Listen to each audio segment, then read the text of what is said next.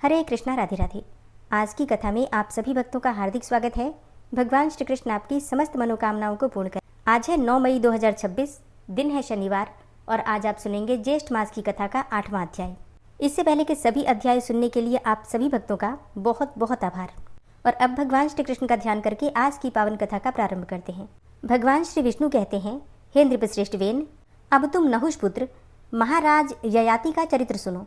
वे सर्वधर्म पारायण थे और निरंतर ही भगवान श्री विष्णु में भक्ति रखने वाले थे, और उन्हें इस पृथ्वी पर रहते हुए 1,00,000 वर्ष व्यतीत हो गए, परंतु उनका शरीर नित्य नूतन दिखाई देता था, मानो वे 25 वर्ष के तरुण हो। भगवान विष्णु के प्रसाद से राजा ययाति बड़े ही प्रशस्त और प्रौढ़ हो गए थे। भूमंडल के मनुष्य कामनाओं के बंधन से रहित होने के कारण यमराज के पास भी नहीं जाते थे। वे दान पुण्य से सुखी थे और सब धर्मों के अनुष्ठान में संलग्न रहा करते थे। जैसे दूर्वा और वट वृक्ष पृथ्वी पर विस्तार को प्राप्त होते हैं, उसी प्रकार वे मनुष्य पुत्र पौत्रों के द्वारा वृद्धि को प्राप्त हो रहे थे। मृत्यु रूपी दोष से हीन होने के कारण वे दीर्घजीवी होते थे। उनका शरीर अधिक काल तक दृढ़ रहता था। वे सुखी थे और बुढ़ापे का कोई भी रोग उन्हें छू भी नहीं गया था। पृथ्वी के सभी मनुष्य 25 वर्ष की अवस्था के ही दिखाई देते थे। सबका आचार विचार सत्य से युक्त था। सभी भगवान के ध्यान में तन्मय रहते थे। समूची पृथ्वी पर जगत में किसी की भी मृत्यु नहीं सुनी जाती थी। किसी को शोक नहीं देखना पड़ता था। कोई भी दोष से लिप्त नहीं होते थे। एक समय इंद्र ने कामदेव और गंधर्वों को बुलाया तथा उनसे इस प्रकार कहा, तुम सब लोग मिलकर ऐसा कोई उपाय करो जिससे कि राजा ययाति यहाँ आ जाएं। इंद्र के यो कहने पर कामदेव आदि सब लोग नट के वेश में राजा ययाति के पास आए और उन्हें आशीर्वाद से प्रसन्न करके बोले, महाराज, हम लोग एक उत्तम नाटक खेलना चाहते हैं। राजा ययाति ज्ञान विज्ञान में कुशल थे। उन्होंने नटों की बात सुनकर सभा एकत्रित की और स्वयं भी उसमें उपस्थित हुए। नटों ने विप्र रूपधारी भगवान वामन के अवतार की लीला उपस्थित की। राजा उनका नाटक देखने लगे। उस नाटक में साक्षात कामदेव ने सूत्रधार का काम किया। वसंत परिपार्श्वक बना। अपने वल्लभ को प्रसन्न करने वाली रति नटी के वेश में उपस्थित हुई। नाटक में सब लोग पात्र के अनुरूप वेश धारण किए अभिनय करने लगे। मकरंद अर्थात वसंत ने महाप्राज्य राजा ययाति के चित्त को क्षोभ में डाल दिया। सुकर्मा कहते हैं, हे पिप्पल, महाराज ययाति कामदेव के गीत, नृत्य और ललित हास्य से मोहित होकर स्वयं भी नट स्वरूप हो गए। वे मलमूत्र का त्याग करके आए और पैरों को धोए बिना ही आसन पर बैठ गए। अब यह छिद्र पाकर वृद्धावस्था तथा कामदेव ने राजा के शरीर में प्रवेश किया। हे नृपश्रेष्ठ, उन सबने मिलकर इंद्र का कार्य पूरा कर दिया। नाटक समाप्त हो गया और सब लोग अपने अपने स्थान को चले गए। तत्पश्चात धर्मात्मा राजा ययाति जरावस्था से पराजित हुए और उनका चित्त काम भोग में आसक्त हो गया। एक दिन वे कामयुक्त होकर वन में शिकार खेलने के लिए गए। उस समय उनके सामने एक हिरण निकला जिसके 4 सींग थे। उसके रूप की कहीं तुलना नहीं थी। उसके सभी अंग सुंदर थे। रोमावलियां सुनहरे रंग की थीं और मस्तक पर रत्न सा जड़ा हुआ प्रतीत होता था। उसका सारा शरीर चितकबरे रंग का था और वह मनोहर मृग देखने ही योग्य था। राजा धनुष बाण लेकर वेग से उसके पीछे दौड़े। मृग भी उन्हें बहुत दूर ले गया और उनके देखते देखते वहीं अंतर ध्यान हो गया। राजा को वहां नंदन वन के समान एक अद्भुत वन दिखाई दिया जो सभी गुणों से युक्त था। उसके भीतर राजा ने एक बहुत सुंदर तालाब देखा जो 10 योजन लंबा और 5 योजन चौड़ा था। सब ओर कल्याणमय जल से भरा वह सर्वतोभद्र नामक तालाब दिव्य भावों से शोभा पा रहा था। राजा रथ के वेगपूर्वक चलने से खिन्न हो गए थे। परिश्रम के कारण उन्हें कुछ पीड़ा भी हो रही थी। अतः सरोवर के तट पर ठंडी छाया का आश्रय लेकर वे बैठ गए और थोड़ी देर बाद स्नान करके उन्होंने कमल की सुगंध से सुवासित सरोवर का शीतल जल पिया। इतने में ही उन्हें अत्यंत मधुर स्वर में गाया जाने वाला एक दिव्य संगीत सुनाई पड़ा जो ताल और मूर्छना से युक्त था। राजा तुरंत उठकर उस स्थान की ओर चल दिए जहाँ गीत की मनोहर ध्वनि हो रही थी। जल के ऊपर एक विशाल एवं सुंदर भवन था और उसी के ऊपर बैठकर शील और गुणों से सुशोभित एक सुंदरी नारी मनोहर गीत गा रही थी। उसकी आंखें बड़ी बड़ी थीं। रूप और तेज उसकी शोभा बढ़ा रहे थे। चराचर जगत में उसके जैसी सुंदरी स्त्री दूसरी कोई नहीं थी। महाराज ययाति के शरीर में जरायुक्त काम का संचार पहले ही हो चुका था। उस स्त्री को देखते ही वह काम विशाल रूप से प्रकट हो गया। राजा कामाग्नि में जलने और कामज्वर से पीड़ित होने लगे। उन्होंने उस सुंदरी से पूछा, हे शुभे, तुम कौन हो? किसकी कन्या हो? तुम्हारे पास यह कौन बैठी है? हे कल्याणी, मुझे सब बातों का परिचय दो। मैं नहुष का पुत्र हूँ। मेरा जन्म चंद्रवंश में हुआ है। पृथ्वी के 7 द्वीपों पर मेरा अधिकार है। मैं तीनों लोकों में विख्यात हूँ। मेरा नाम ययाति है। हे सुंदरी, मुझे दुर्जय काम मारे डालता है। मैं उत्तम शील से युक्त हूँ। तुम मेरी रक्षा करो। तुम्हारे समागम के लिए मैं अपना राज्य, समूची पृथ्वी और यह शरीर भी अर्पण कर दूंगा। यह त्रिलोकी तुम्हारी ही है। राजा की बातें सुनकर सुंदरी ने अपनी सखी विशाला को उत्तर देने के लिए प्रेरित किया। तब विशाला ने कहा, हे नरश्रेष्ठ, यह रति की पुत्री है। इसका नाम अश्रुबिंदुमती है। मैं इसके प्रेम और सौहार्दवश सदा इसके साथ रहती हूँ। हम दोनों में स्वाभाविक मित्रता है, जिससे मैं सर्वदा प्रसन्न रहती हूँ। मेरा नाम विशाला है। मैं वरुण की पुत्री हूँ। हे महाराज, मेरी यह सुंदरी सखी योग्य वर की प्राप्ति के लिए तपस्या कर रही है। इस प्रकार मैंने आपसे अपनी इस सखी का तथा अपना भी पूरा परिचय दे दिया। ययाति बोले, हे शुभे, मेरी बात सुनो। यह सुंदर मुख वाली रति कुमारी मुझे ही पति रूप में स्वीकार करे। यह बाला जिस जिस वस्तु की इच्छा करेगी वह सब मैं इसे प्रदान करूंगा। विशाला ने कहा, हे राजन, मैं इसका नियम बतलाती हूँ, पहले उसे सुन लीजिए। यह स्थिर यौवन से युक्त, सर्वज्ञ, वीर के लक्षणों से सुशोभित, देवराज के समान तेजस्वी, धर्म का आचरण करने वाले, त्रिलोक पूजित, सुबुद्धि, सुप्रिय तथा उत्तम गुणों से युक्त पुरुष को अपना पति बनाना चाहती है।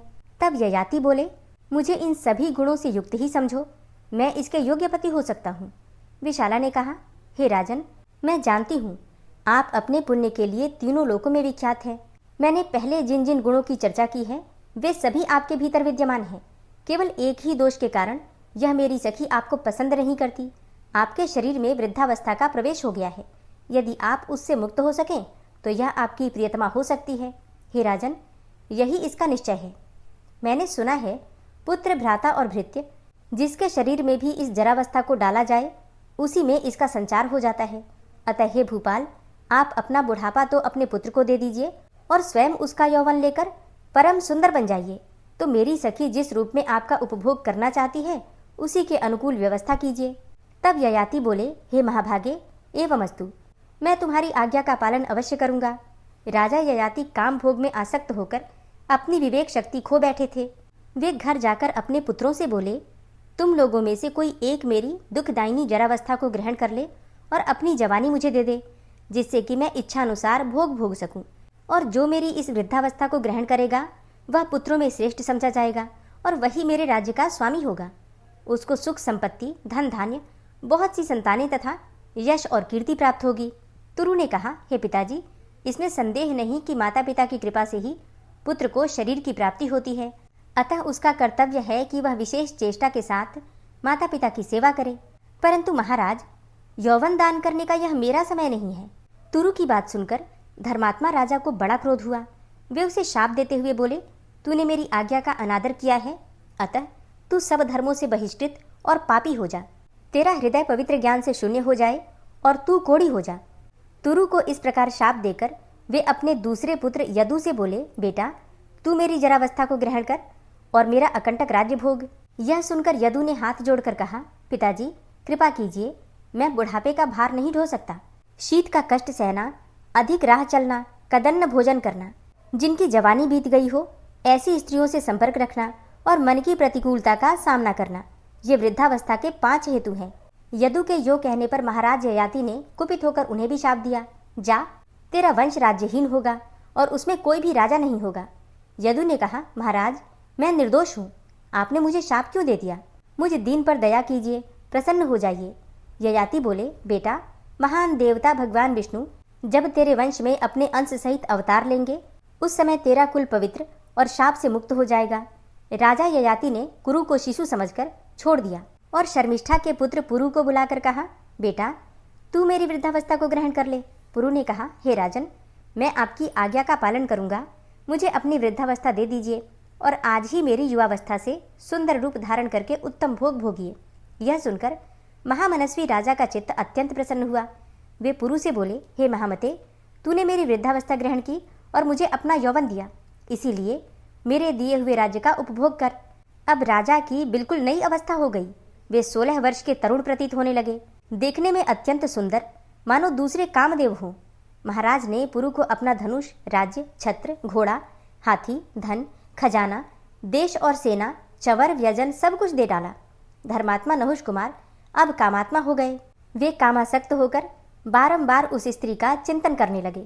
उन्हें अपने पहले वृतांत का स्मरण न रहा। नई जवानी पाकर वे बड़ी शीघ्रता के साथ कदम बढ़ाते हुए अश्रु बिंदुमती के पास गए। उस समय उनका चित्त काम से उन्मत्त हो रहा था। वे विशाल नेत्रों वाली विशाला को देखकर बोले, हे भद्रे, मैं प्रबल दोष रूप वृद्धावस्था को त्याग कर यहाँ आया हूँ। अब मैं तरुण हूँ, तो तुम्हारी सखी मुझे स्वीकार करे। विशाला बोली, हे राजन, आप दोष रूपा जरावस्था को त्याग कर यहाँ आए हैं, ये तो बड़ी अच्छी बात है, परंतु अब भी आप एक दोष से लिप्त हैं, जिससे यह आपको स्वीकार करना नहीं चाहती। आपकी 2 सुंदर नेत्रों वाली स्त्रियां हैं, शर्मिष्ठा और देवयानी। ऐसी दशा में आप मेरी इस सखी के वश में कैसे रह सकेंगे? जलती हुई आग में समा जाना और पर्वत के शिखर से कूद पड़ना अच्छा है, किंतु रूप और तेज से युक्त होने पर भी ऐसे पति से विवाह करना अच्छा नहीं है जो 100 रूपी विष से युक्त हो। यद्यपि आप गुणों के समुद्र हैं, तो भी इसी एक दोष के कारण यह आपको पति बनाना पसंद नहीं करती। ययाति ने कहा, हे शुभे, मुझे देवयानी और शर्मिष्ठा से कोई प्रयोजन नहीं है। इस बात के लिए मैं सत्य धर्म से युक्त अपने शरीर को छूकर शपथ करता हूँ। तब अश्रु बिंदुमती बोली, हे राजन, मैं ही आपके राज्य और शरीर का उपभोग करूंगी और जिस जिस कार्य के लिए मैं कहूँ उसे आपको अवश्य पूर्ण करना होगा, और इस बात का विश्वास दिलाने के लिए अपना हाथ मेरे हाथ में दीजिए।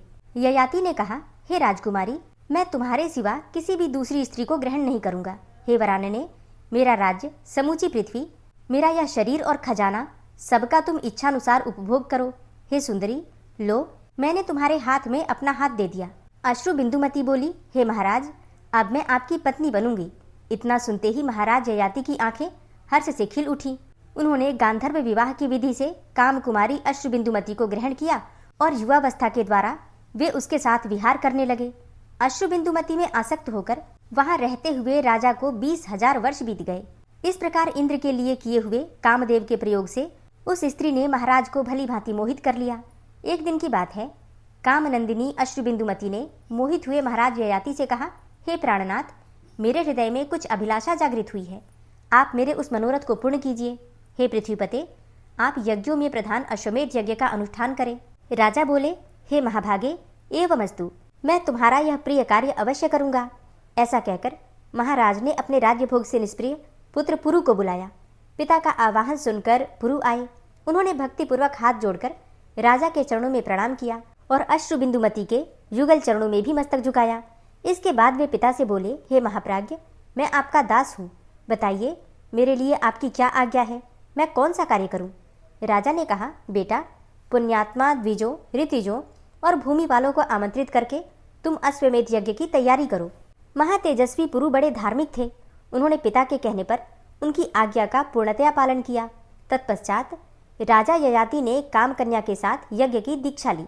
उन्होंने अश्वमेध यज्ञ में ब्राह्मणों और दीनों को अनेकों प्रकार के दान दिए।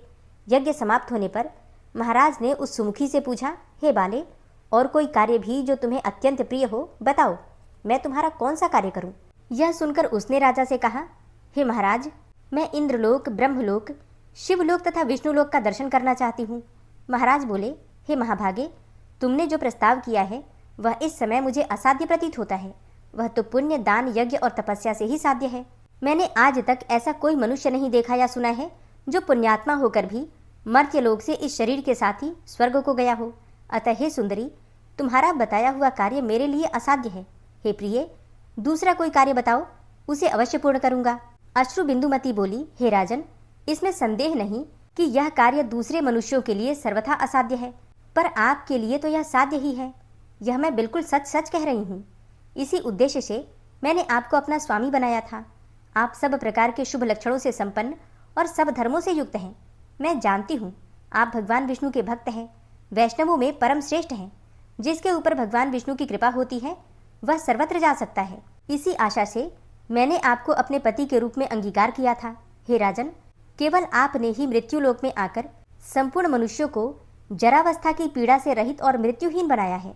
हे नरश्रेष्ठ, आपने इंद्र और यमराज का विरोध करके मर्त्यलोक को रोग और पाप से शून्य कर दिया है। हे महाराज, आपके समान दूसरा कोई भी राजा नहीं है। बहुत से पुराणों में भी आपके जैसे राजा का वर्णन मिलता है। मैं अच्छी तरह जानती हूँ आप सब धर्मों के ज्ञाता हैं।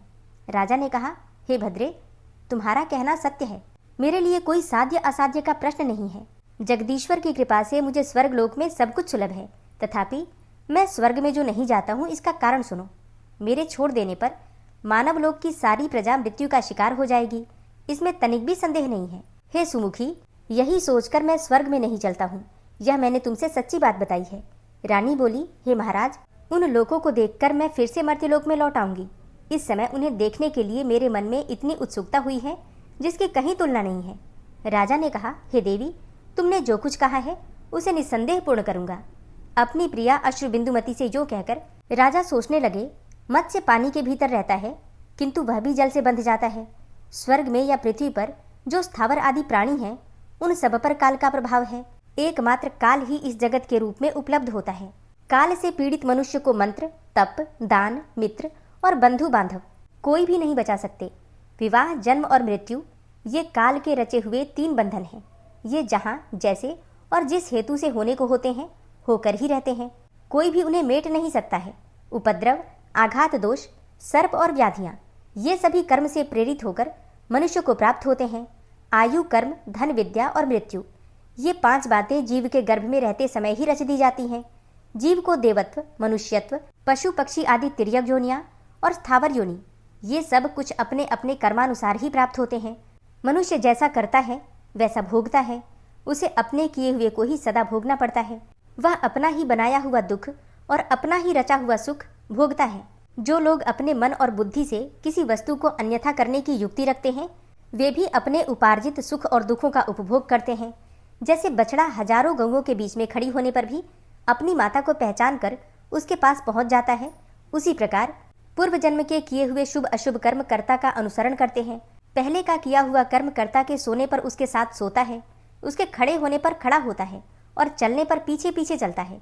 तात्पर्य यह है कि कर्म छाया की भांति कर्ता के साथ लगा रहता है। जैसे छाया और धूप सदा एक दूसरे से संबद्ध होते हैं, उसी प्रकार कर्म और कर्ता का भी परस्पर संबंध है। शस्त्र, अग्नि, विष आदि से जो बचाने योग्य वस्तु है उसको भी दैव ही बचाता है। जो वास्तव में अरक्षित वस्तु है उसकी दैव ही रक्षा करता है, और दैव ने जिसका नाश कर दिया हो उसकी रक्षा नहीं देखी जाती। यह मेरे पूर्व कर्मों का परिणाम ही है, दूसरा कुछ नहीं है। इस स्त्री के रूप में दैव ही यहाँ आ पहुंचा है, इसमें तनिक भी संदेह नहीं है। मेरे घर में जो नाटक खेलने वाला नट और नर्तक आए थे उन्हीं के संग से मेरे शरीर में जरावस्था ने प्रवेश किया है, और इन सब बातों को मैं अपने कर्मों का परिणाम ही मानता हूँ। इस प्रकार की चिंता में पड़कर राजा ययाति बहुत दुखी हो गए।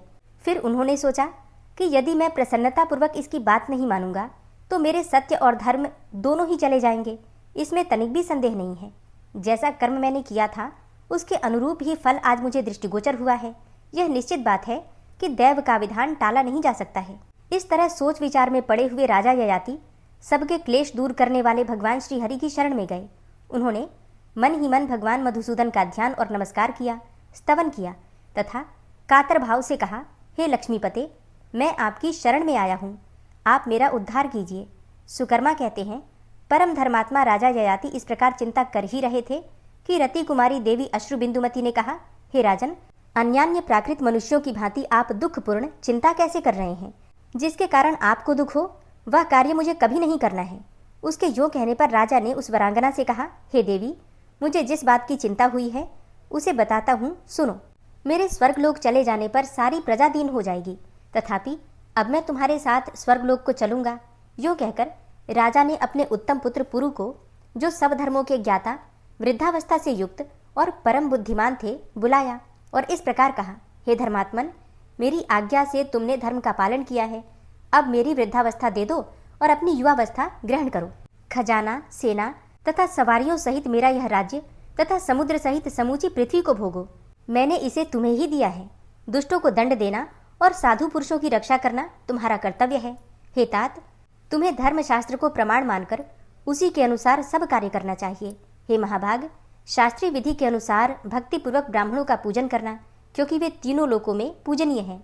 5वें 7वें दिन खजाने की देखभाल करते रहना, सेवकों को धन और भोजन आदि से प्रसन्न करके सदा इनका आदर करना, गुप्तचरों को नियुक्त करके राज्य के प्रत्येक अंग पर दृष्टि रखना, सदा दान देते रहना, शत्रु पर अनुराग या विश्वास न करना, विद्वान पुरुषों के द्वारा सदा अपनी रक्षा का प्रबंध रखना। बेटा, अपने मन को काबू में रखना और कभी शिकार खेलने के लिए न जाना। स्त्री, खजाना, सेना और शत्रु पर कभी विश्वास न करना। सुयोग्य पात्रों और सब प्रकार के बलों का संग्रह करना। यज्ञों के द्वारा भगवान ऋषिकेश का पूजन करना और सदा पुण्यात्मा बने रहना। प्रजा को जिस वस्तु की इच्छा हो वह सब उन्हें प्रतिदिन देते रहना। बेटा, तुम प्रजा को सुख पहुंचाओ, प्रजा का पालन पोषण करो, पराये धन और पराई स्त्रियों के प्रति कभी दूषित विचार मन में ना लाना, वेद और शास्त्रों का निरंतर चिंतन करना और सदा अस्त्र शस्त्रों के अभ्यास में लगे रहना। हाथी और रथ हाँकने का अभ्यास भी बढ़ाते रहना। पुत्र को ऐसा आदेश देकर राजा ने आशीर्वाद के द्वारा उसे प्रसन्न किया और अपने हाथ से राज्य सिंहासन पर बिठाया। फिर अपनी वृद्धावस्था लेकर पुत्र को यौवन समर्पित करके महाराज ने समस्त प्रजाओं को बुलाया और बड़े हर्ष में भरकर यह वचन कहा, सज्जनों, मैं अपनी इस पत्नी के साथ पहले इंद्रलोक में जाता हूँ, फिर क्रमशः ब्रह्मलोक और शिवलोक में जाऊंगा। इसके बाद समस्त लोगों के पाप दूर करने वाले तथा जीवों को सद्गति प्रदान करने वाले विष्णु धाम को प्राप्त होऊंगा। इसमें तनिक भी संदेह नहीं है। ब्राह्मण, क्षत्रिय, वैश्य और शूद्र, मेरी समस्त प्रजा को कुटुंब सहित यहीं सुखपूर्वक रहना चाहिए, यही मेरी आज्ञा है। आज से ये महाबाहु पुरु आप लोगों के रक्षक हैं। इनका स्वभाव धीर है। मैंने इन्हें शासन का अधिकार देकर राजा के पद पर प्रतिष्ठित किया है। महाराज के यूं कहने पर प्रजाजनों ने कहा, हे नृपश्रेष्ठ, संपूर्ण वेदों में धर्म का ही श्रवण होता है, पुराणों में भी धर्म की ही व्याख्या की गई है, किंतु पूर्व काल में किसी ने भी धर्म का साक्षात दर्शन नहीं किया। केवल हम लोगों ने ही चंद्रवंश में राजा नहुष के घर उत्पन्न हुए आपके रूप में उस दशांग धर्म का साक्षात्कार किया है। हे महाराज, आप सत्यप्रिय, ज्ञान विज्ञान संपन्न, पुण्य की महान राशि, गुणों के आधार तथा सत्य के ज्ञाता हैं। सत्य का पालन करने वाले महान ओजस्वी पुरुष परम धर्म का अनुष्ठान करते हैं। आपसे बढ़कर दूसरा कोई पुरुष हमारे देखने में नहीं आया है। आप जैसे धर्म पालक एवं सत्यवादी राजा को हम मन, वाणी और शरीर किसी की भी क्रिया द्वारा छोड़ने में असमर्थ हैं। हे महाराज, जब आप ही नहीं रहेंगे तब स्त्री, धन, भोग और जीवन लेकर हम क्या करेंगे? अतः हे राजेंद्र, अब हमें यहाँ रहने की कोई आवश्यकता नहीं है। आपके साथ ही हम भी चलेंगे।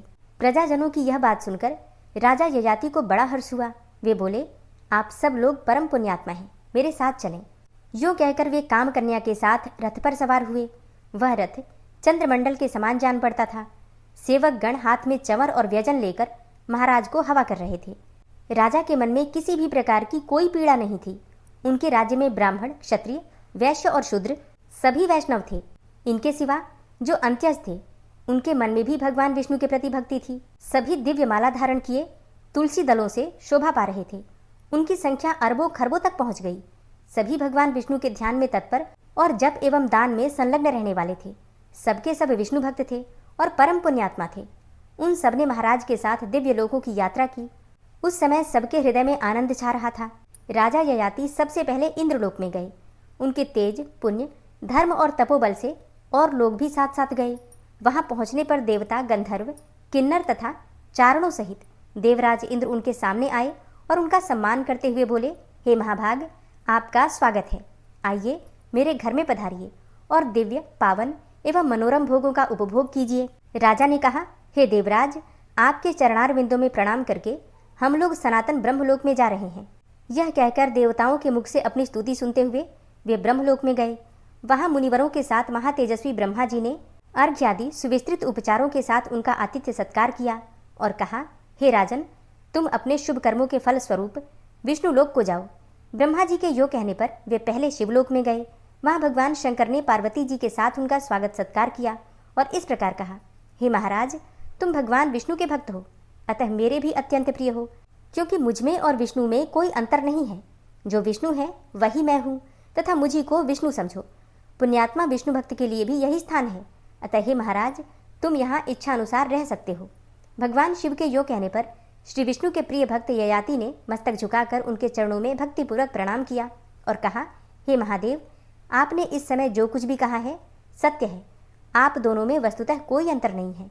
एक ही परमात्मा के स्वरूप की ब्रह्मा, विष्णु और शिव 3 रूपों में अभिव्यक्ति हुई है। तथापि मेरी विष्णु लोक में जाने की इच्छा है, अतः आपके चरणों में प्रणाम करता हूँ। भगवान शिव बोले, हे महाराज, एवमस्तु, तुम विष्णु लोक को जाओ। उनकी आज्ञा पाकर राजा ने कल्याणमयी भगवती उमा को नमस्कार किया और उन परम पावन विष्णु भक्तों के साथ वे विष्णु धाम को चल दिए। ऋषि और देवता सब ओर खड़े होकर उनकी स्तुति कर रहे थे। गंधर्व, किन्नर, सिद्ध पुण्यात्मा, चारण, साध्य, विद्याधर, 49 मरुदगण, 8 वसु, 11 रुद्र, 12 आदित्य, लोकपाल तथा समस्त त्रिलोकी चारों ओर से उनका गुणगान कर रहे थे। महाराज ययाति ने रोग और शोक से रहित अनुपम विष्णुलोक का दर्शन किया। सब प्रकार की शोभा से संपन्न सोने के विमान उस लोक की सुषमा बढ़ा रहे थे। चारों ओर दिव्य छटा छा रही थी। वह मोक्ष का उत्तम धाम वैष्णवों से शोभा पा रहा था और देवताओं की वहां भीड़ सी लगी थी। नहुष नंदन ययाति ने सब प्रकार के दाह से रहित उस दिव्य धाम में प्रवेश करके क्लेशहारी भगवान नारायण का दर्शन किया। भगवान के ऊपर चंदोबे तने हुए थे जिनमें उनकी बड़ी शोभा हो रही थी। वे सब प्रकार के आभूषण और पीत वस्त्रों से विभूषित थे। उनके वक्षस्थल में श्रीवत्स का चिन्ह शोभा पा रहा था। सबके महान आश्रय भगवान जगन्नाथ लक्ष्मी के साथ गरुड़ पर विराजमान थे। वे ही परात्पर परमेश्वर हैं, संपूर्ण देवलोकों की गति हैं, परमानंदमय कैवल्य से सुशोभित हैं। बड़े बड़े लोग, पुण्यात्मा वैष्णव, देवता तथा गंधर्व उनकी सेवा में रहते हैं।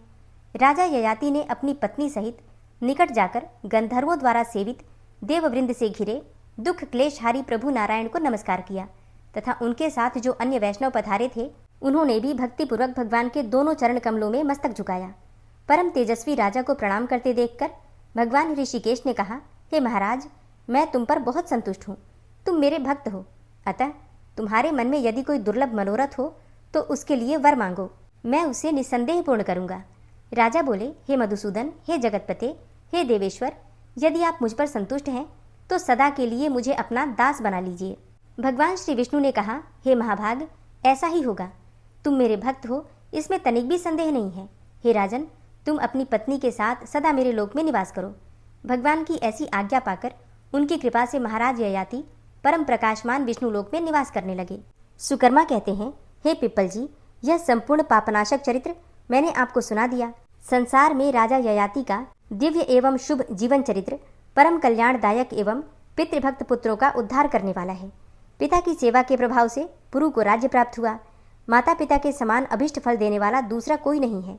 जो पुत्र माता के बुलाने पर हर्ष में भरकर उसकी ओर जाता है उसे गंगा स्नान का फल मिलता है। जो माता और पिता के चरण पखारता है वह महायशस्वी पुत्र उन दोनों की कृपा से समस्त तीर्थों के सेवन का फल भोगता है। उनके शरीर को दबाकर व्यथा दूर करने से अश्वमेध यज्ञ का फल मिलता है। जो भोजन और वस्त्र देकर माता पिता का पालन करता है उसे पृथ्वी दान का पुण्य प्राप्त होता है। गंगा और माता सर्वतीर्थमयी मानी गई हैं, इसमें तनिक भी संदेह नहीं है। जैसे जगत में समुद्र परम पुण्यमय एवं प्रतिष्ठित माना गया है, उसी प्रकार इस संसार में माता पिता का भी महत्वपूर्ण स्थान है। ऐसा पौराणिक विद्वानों का कथन है। जो पुत्र माता पिता को कटु वचन सुनाता और कोसता है वह बहुत दुख देने वाले नरक में पड़ता है। जो गृहस्थ होकर भी बूढ़े माता पिता का पालन नहीं करता वह पुत्र नरक में पड़ता है और भारी यातना भोगता है। जो दुर्बुद्धि एवं पापाचारी पुरुष पिता की निंदा करता है उसके उस पाप का प्रायश्चित प्राचीन विद्वानों को भी दृष्टिगोचर नहीं हुआ है। हे विप्रवर, यही सब सोचकर मैं प्रतिदिन माता और पिता की भक्तिपूर्वक पूजा करता हूँ और चरण दबाने आदि की सेवा में लगा रहता हूँ। मेरे पिता मुझे बुलाकर जो कुछ भी आज्ञा देते हैं उसे मैं अपनी शक्ति के अनुसार बिना विचारे पूर्ण करता हूँ। इससे मुझे सद्गति प्रदान करने वाला उत्तम ज्ञान प्राप्त हुआ है। माता पिता की कृपा से संसार में तीनों कालों का ज्ञान सुलभ हो जाता है। पृथ्वी पर रहने वाले जो मनुष्य माता पिता की भक्ति करते हैं उन्हें यह ज्ञान प्राप्त होता है। मैं यहीं रहकर स्वर्ग लोक तक की बातें जानता हूँ। हे विद्याधर श्रेष्ठ, आप भी जाइए और भगवत स्वरूप माता पिता की आराधना कीजिए। देखिए, इन माता पिता के प्रसाद से ही मुझे ऐसा ज्ञान मिला है। भगवान श्री विष्णु कहते हैं, हे राजन, विप्रवर सुकर्मा के मुख से ये उपदेश सुनकर पिप्पल को अपनी करतूत पर बड़ी लज्जा आई और वे द्विज श्रेष्ठ सुकर्मा को प्रणाम करके स्वर्ग लोक को चले गए।